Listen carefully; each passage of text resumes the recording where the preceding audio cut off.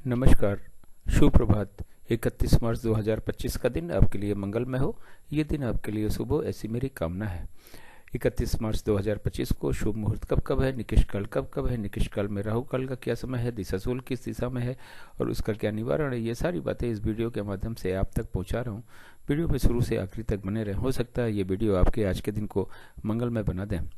आज चैत नवरात्रि की द्वितीय तिथि भी है। 31 मार्च 2025 को सोमवार का दिन है और चैत माह के शुक्ल पक्ष की द्वितीय तिथि भी है।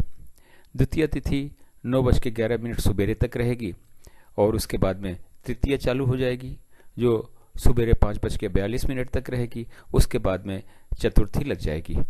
31 मार्च 2025 को मत्स्य जयंती है, गौरी पूजा है, गणगौर है। आज के दिन विष्णु भगवान की पूजा की जाती है और मत्स्य अवतार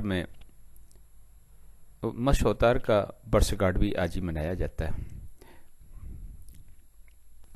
मीराचार्य काल को 5 भागों में बांटा हुआ है। महंत काल सबसे अच्छा काल, इसके बाद में अमृत काल, इसके बाद में बक्र काल। शून्य काल और राहु काल निकृष्ट काल है। इन दोनों समय काल में हमें कोई भी शुभ कार्य नया कार्य नहीं करना चाहिए। यदि हमने कोई भी शुभ कार्य नया कार्य इन दोनों समय काल में किया तो उसके सफल होने की संभावनाएं शून्य के बराबर रहती हैं।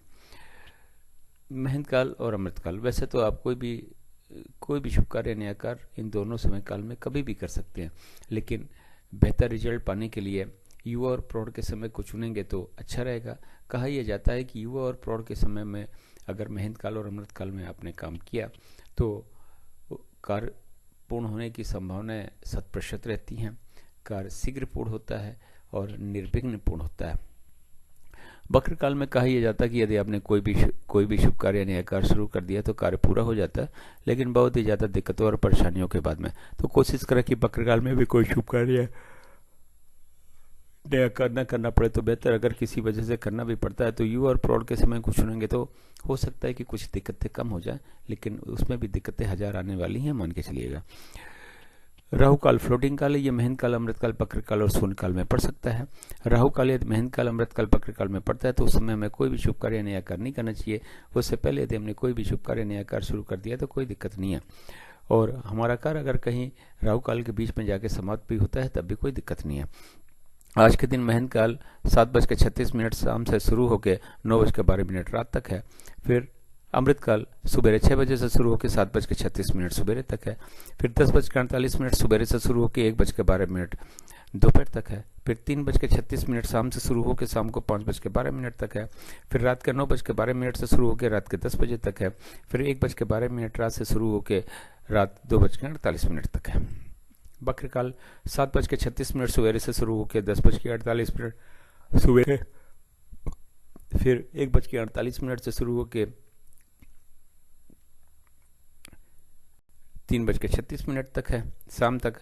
फिर 6 बजे शाम से शुरू होकर शाम को 7:36 तक है। फिर रात के 10 बजे से शुरू होकर 1:12 रात तक है।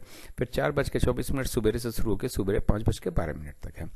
शून्य काल 5:12 शाम से शुरू होकर शाम को 6 बजे तक है। फिर 2:48 रात से शुरू होकर रात के सुबह 4:24 तक है। फिर 5:12 सुबह से शुरू होकर सुबह 6 बजे तक है। राहु काल आज के दिन 7:30 बजे सुबह से शुरू होकर 9 बजे सुबह तक है। ये रहा 24 घंटे का समय के हिसाब से वितरण और विवरण। चार्ट को या तो नोट कर लें या तो डाउनलोड कर लें और आज के दिन के सारे शुभ कार्य, सारे नए कार्य चार्ट के अनुसार करें। अपने सारे शुभ कार्यों और नए कार्यों को सफल बनावें और अपने दिन को भी सफल बनावें। अब बात करते हैं कि इस चार्ट का उपयोग आप कहाँ कहाँ और कैसे कर सकते हैं। गृह प्रवेश, कोई मुंडन का मुहूर्त हो, कथा, नई हवन, नई पूजा या नामकरण का शुभ मुहूर्त देखना हो तो चार्ट का उपयोग करें। चार्ट में शुभ मुहूर्त देखें, उस शुभ मुहूर्त में ही इन कार्यों को शुरू करें। वाहन खरीदने जाना है, लड़की देखने जाना है, लड़का देखने जाना है, किसी यात्रा पे जाना है, जमीन खरीदने जाना है, फ्लैट खरीदने जाना है, किसी से मिलने जाना है, किसी यात्रा पे जाना है, स्कूल में एडमिशन के लिए जाना है, इंटरव्यू के लिए जाना है, किसी एग्जाम के लिए जाना है, तो घर से निकलने का शुभ मुहूर्त चार्ट में देखें। उस शुभ मुहूर्त में ही इन कार्यों के लिए घर से निकलें। बिजनेस मीटिंग या बिजनेस नेगोशिएशन के लिए अगर निकलना है तो घर से या ऑफिस से निकलना है तो शुभ मुहूर्त चार्ट में देखें और शुभ मुहूर्त में ही ऑफिस या घर से इन कार्यों के लिए निकलें। अब बात करते हैं दिशाशूल की।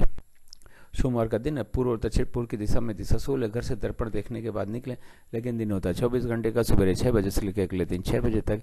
इस 24 घंटे में कहीं जाके यदि आप वापस आ जाते हैं तो दिशाशूल का कोई दोष नहीं होता, लेकिन किसी वजह से रुकना पड़ता है तो दर्पण देख के बाद में तो घर से निकलेंगे ही, लेकिन पीछे देखे चार्ट का उपयोग करें। चार्ट में यात्रा का शुभ मुहूर्त देखे, उस शुभ मुहूर्त में ही यात्रा पे निकले, अपनी यात्रा को सफल बनाए और दिशाशूल के दोष को भी समाप्त करें।